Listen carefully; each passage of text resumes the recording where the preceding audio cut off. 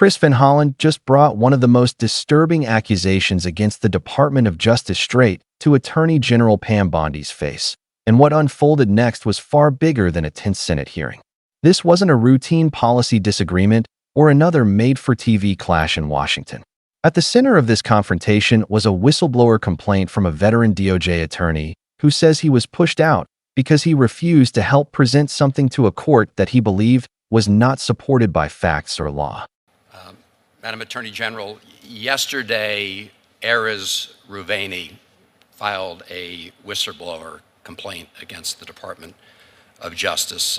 As I think you know, he was a 15-year veteran of the Department of Justice. He received commendations during the first Trump administration for all his work at DOJ, but he filed a detailed account of his recent experience at the Department of Justice, saying that prior to his determination, that he was terminated after he refused to sign an appeal brief that was unsupported by evidence or the law.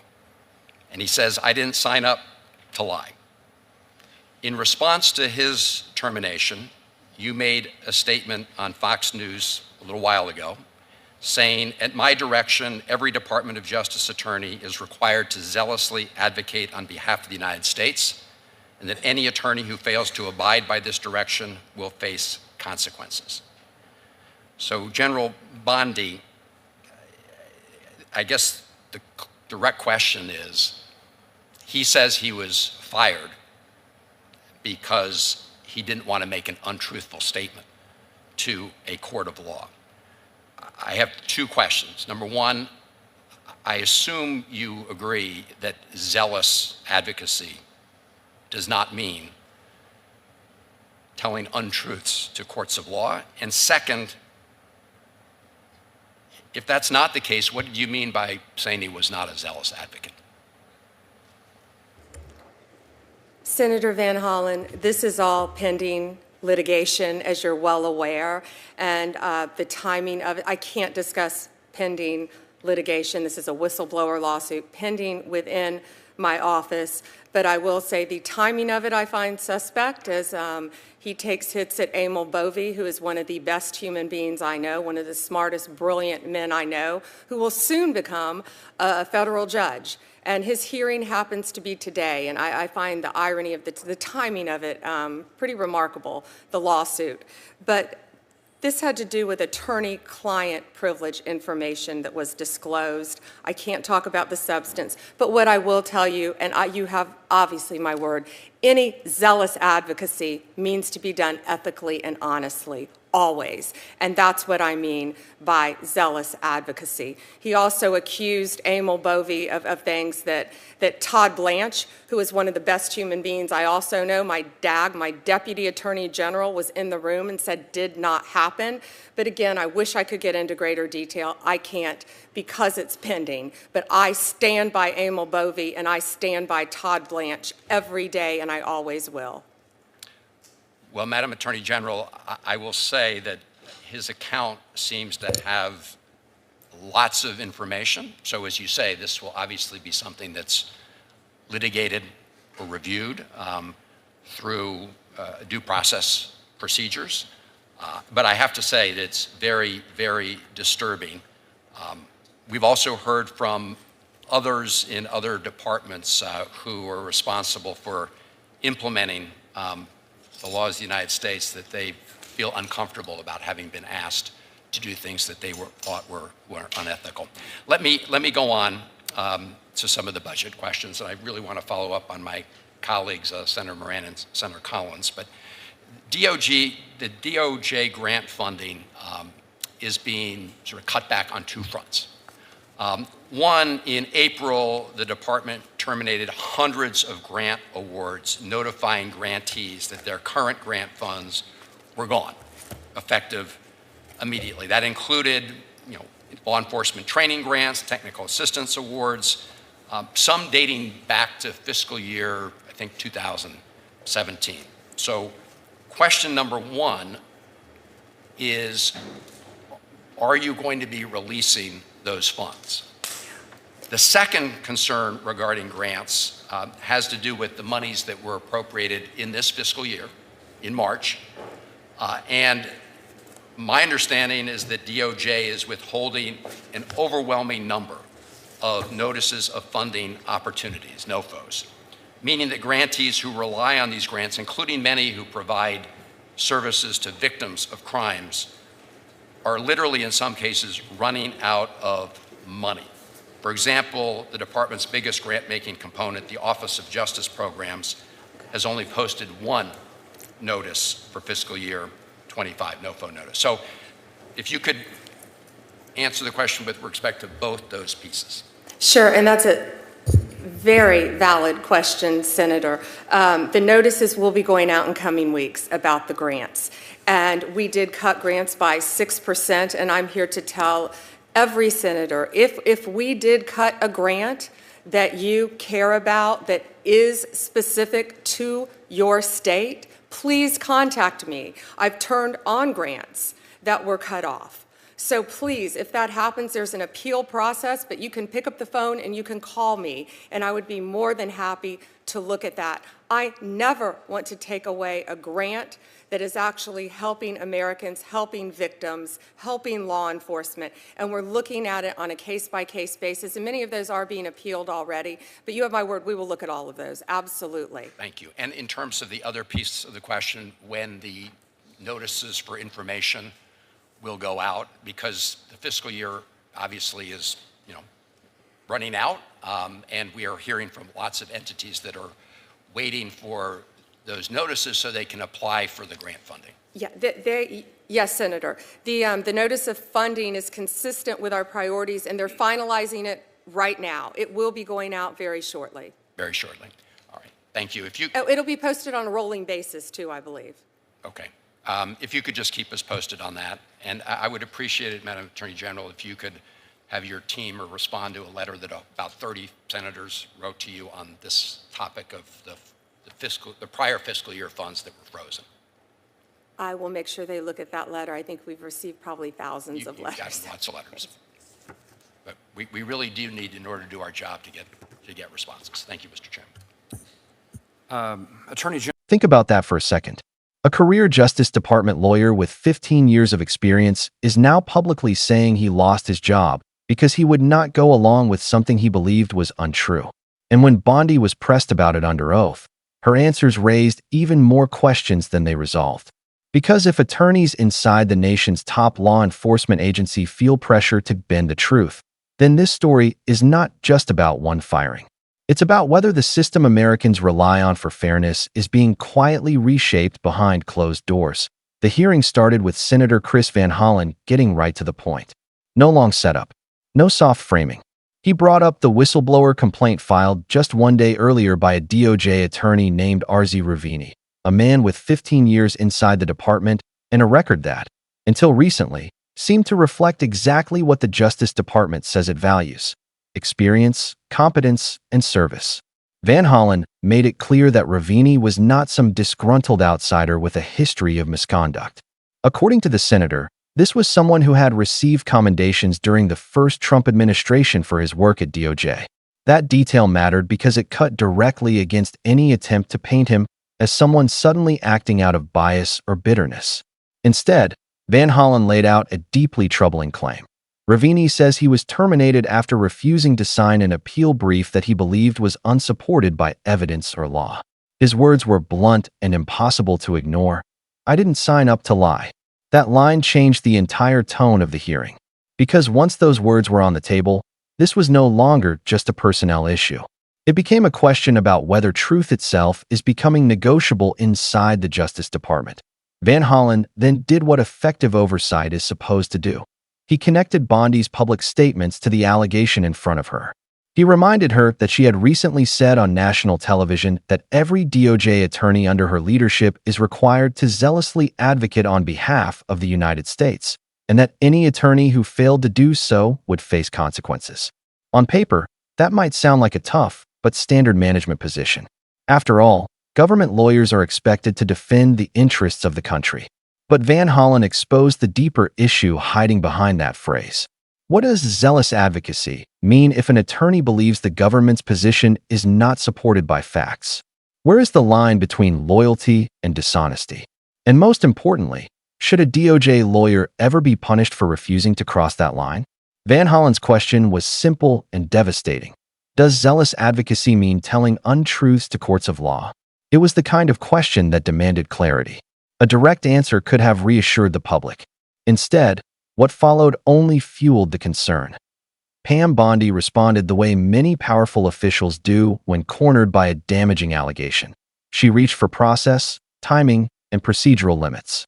Her first move was to say the matter was pending litigation, and because of that, she could not discuss specifics. On the surface, that sounds reasonable. Officials often avoid commenting on active legal disputes. But what made her answer feel evasive was that she did not simply stop at declining to discuss the details. She pivoted quickly into questioning the timing of the complaint itself. Bondi said she found it suspicious that the whistleblower complaint was filed just as a hearing was taking place involving Emil Bove, a close associate she described in glowing terms. She called him one of the smartest and best human beings she knows, and suggested that the filing was somehow designed to damage him. That was a remarkable shift. Instead of focusing first on the substance of a whistleblower's claim that he was pressured toward dishonesty, the Attorney General's instinct was to question motive and defend allies. And that shift said a lot. Bondi insisted that zealous advocacy under her leadership always means ethical and honest advocacy. She said that clearly. But what she did not do was explain why a 15-year DOJ attorney with a strong record would claim he was fired for refusing to sign something he believed was false. She also said the matter involved attorney-client privilege information that had been disclosed, suggesting that Ruveni may have crossed a line by sharing protected information. Yet even there, the explanation felt incomplete. Was he terminated for violating confidentiality rules, or was the dispute truly rooted in his refusal to support a brief? Bondi never clearly reconciled those two possibilities.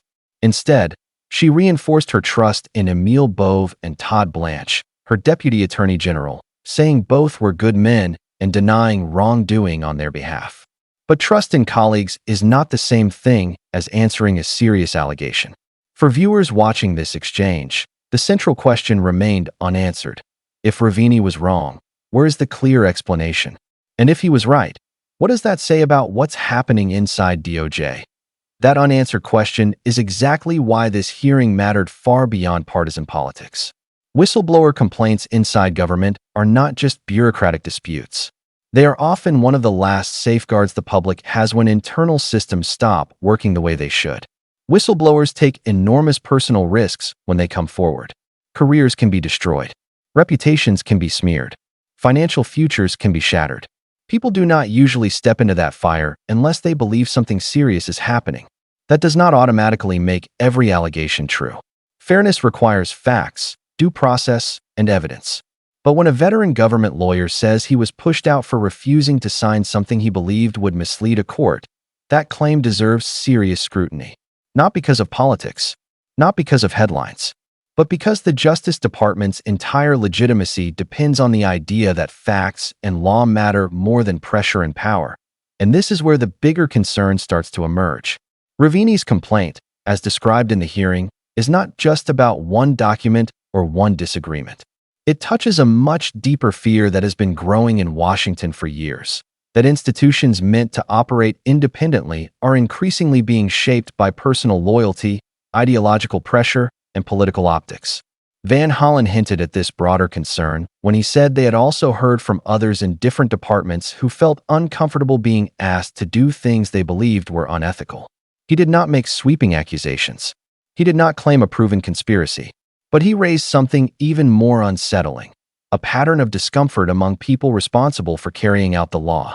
That matters, because systems do not usually collapse all at once. They erode gradually. First, through pressure, then through silence, then through fear. By the time the public notices, the damage may already be deeply rooted, but Van Hollen was not finished. After putting the whistleblower issue on the record, he pivoted to another topic that revealed a different kind of concern about Bondi's leadership, the sudden disruption of DOJ grant funding. At first glance, this might seem less dramatic than a whistleblower fight, but in practical terms, it may affect millions of Americans far more directly. Van Hollen pressed Bondi on two major issues.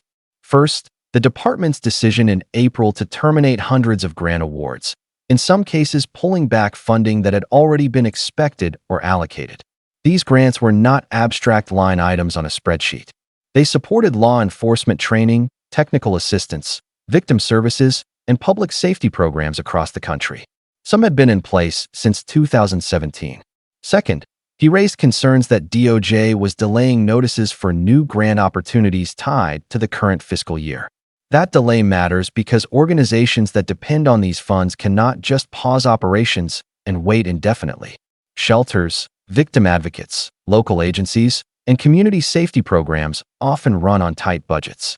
Delays are not minor inconveniences. They can mean layoffs, reduced services, and vulnerable people left without support. Bondi's answer on grants was noticeably more open than her response on the whistleblower issue. She called Van Hollen's question valid and said the department had made cuts of about 6%. She also emphasized that there was an appeals process and said that if any senator cared about a specific grant in their state, they should contact her directly because she had already restored some grants that were cut off. On one level, that response sounded reassuring. It projected flexibility and a willingness to revisit decisions. She also said new notices of funding opportunities were being finalized and would be going out very shortly, even on a rolling basis. But here too, the details mattered. If these programs are truly priorities, why were so many grants cut or delayed in the first place? Why did organizations have to scramble before answers were offered? Why did senators have to raise alarm publicly before the department promised action? Those are not small questions. They go to the heart of whether DOJ under Bondi is proactively protecting communities or reacting only when political pressure builds. This part of the hearing exposed something important about leadership and trust. Public confidence in institutions is not built on press releases or polished statements. It is built on consistency, transparency, and the sense that decisions are made based on principle rather than convenience. On both the whistleblower issue and the grant funding issue, Bondi's answers followed a similar pattern: reassurance without full clarity. She said the right words about ethics. She said the right words about helping victims and law enforcement. But in both cases, the hearing revealed a gap between what the public is being told and what people on the ground are experiencing. A DOJ attorney says he was punished for refusing to do something he believed was wrong. Community groups say critical funding is being delayed or cut. Bondi's message was essentially, trust us, we're handling it. But trust is exactly what is now under strain. And that is what made Van Hollen's confrontation so significant. He was not simply trying to score political points in a hearing clip. He was highlighting something that should concern anyone regardless of party, whether institutions are becoming less accountable at the exact moment they need to be more trusted. The Justice Department is not just another federal agency. It is supposed to be the guardian of legal integrity. It decides when to prosecute, how to defend the government in court, and how to protect the rights of citizens. If the public starts to believe that internal truth-tellers are punished while political allies are protected, that damage spreads far beyond Washington. It affects jury trust. It affects cooperation with law enforcement. It affects whether people believe courts are hearing honest arguments. Once that trust starts to break, rebuilding it can take years. What makes this moment especially powerful is how simple the underlying principle really is. A government lawyer should never have to choose between keeping a job and telling the truth. That should not be controversial. That should not be partisan. That should be the bare minimum standard for any justice system worthy of the name. At the same time, allegations alone are not proof. That matters too. Ruveni's claims deserve fair review. Bondi and her team deserve the opportunity to present facts. Courts and investigators should examine what actually happened. But the hearing exposed something deeper than just a pending case. It exposed how fragile institutional credibility becomes when leadership responds to hard questions with partial answers and defensive pivots instead of full transparency. The grant issue drove that same point home in a different way. For a family relying on victim services after a traumatic crime, this is not a budget debate. For a police department needing training resources, this is not a political fight. For a local nonprofit trying to keep counselors on staff, this is not just another federal delay. These decisions have real consequences. And when people hear that funds were suddenly frozen or delayed while officials promise things will be fixed very shortly, It feeds a growing frustration that systems move too slowly until public pressure forces action. That frustration is dangerous because it creates cynicism. And cynicism is exactly what institutions cannot afford right now to oh, what are we really looking at here? A whistleblower says truth was punished. A senator says the allegations are disturbing. The Attorney General says trust her leadership. Communities say they need answers on funding. And the public is left trying to figure out what is actually happening behind the scenes. That uncertainty is the real story. Because justice does not just depend on court rulings. It depends on confidence that the people inside the system are acting in good faith. Once people start wondering whether loyalty matters more than law, the damage spreads quickly. This hearing may end up being remembered as more than just another viral Senate clash. It may become one of those moments where the public first got a clear glimpse of a deeper struggle happening inside a major institution. A struggle between power and principle, between image management and accountability, between protecting allies and protecting the truth. Whether Ruveni's claims are fully proven or not, one thing is already clear. The questions raised in this hearing are too serious to dismiss with talking points. Americans deserve clear answers. They deserve a Justice Department that treats honesty as a strength, not a liability. And they deserve leadership that understands public trust is not inherited.